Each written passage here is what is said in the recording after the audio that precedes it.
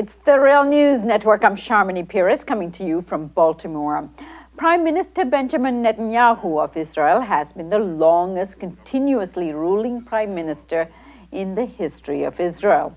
As it is often the case when you have served for so long, he and his administration is facing a series of corruption scandals that has been exposed by the Israeli media, creating a strong suspicion that Netanyahu has received bribes.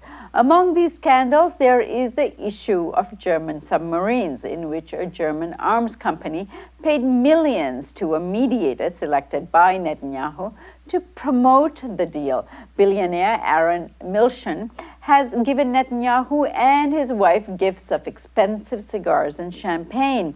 Another billionaire, James Packer, has paid for hotel stays and flights for Netanyahu's family. On Monday, the 18th of January, Netanyahu refuted all of the accusations against him. Let's have a look. אני רוצה להגיד לכם, יש כל כך הרבה שיטפון של הבלים, של שטויות, של המצאות, של שקרים. ונכון שעוסקים בזה הרבה שנים, לא מצאו כלום, מסיבה פשוטה. כי אין כלום, לא היה כלום. וגם במקרה הזה, אין אש, אין עשן, יש אוויר חם. הרבה אוויר חם. Further to this, a recording has surfaced of Netanyahu bargaining with the owner, publisher, and chief editor of a major Israeli newspaper, in which the two were ready to exchange favors with each other. Could this signify the end of Netanyahu's administration? Well, on to talk about this with us is Shir Hever, our Real News correspondent in Heidelberg, Germany. Shir, good to have you with us. Thanks for having me, Shamina. So, Shir, let's start with just an explanation as to what this corruption scandal is all about and what legal activity is being conducted in terms of the investigations of what he's accused of. Netanyahu managed to accumulate quite a long list of corruption scandals, about 11 cases that have been at some point investigated by the police. At the moment, there are 7 open cases against him in which the police is still investigating, and each one of them is actually about the issue of bribery. This is the main and repeating topic where the police argues, based on the evidence that they have, Netanyahu receives benefits and money or valuable items, or he receives political favors from billionaires or millionaires and very influential people, and in exchange, he is allowing them influence over policy. And I think that's a recurring theme with him, which I think indicates also his kind of style of government. Unlike most Israeli prime ministers in history, Netanyahu has never been too keen on any particular policy. It wasn't that important for him to promote a certain reform or a certain project or long-term strategic view. But the projects where he was really fighting tooth and nail to push through the Israeli parliament, to push through other Israeli institutions, were always those where there was some interest behind it. Some millionaire or billionaire wanted that thing promoted and was willing to reward Netanyahu directly. And what is the current status of these accusations? Are they being investigated? Are charges being pressed against him? So the police announced on Monday that they have enough evidence to recommend pressing charges against Netanyahu. The person who will decide whether to press charges or not is the state attorney, to use a US term, but that's not exactly an accurate translation. His name is Mendelblit, and he will decide whether to press charges. He has been delaying that decision for a very long time. His excuse for delaying the decision is that he's waiting for the police to investigate everything they can, because if he recommends, or if he decides to press charges, it'll be very difficult for him to then add more charges and more evidence at that stage. So he's waiting, and everyone in Israel is waiting to see what's going to happen.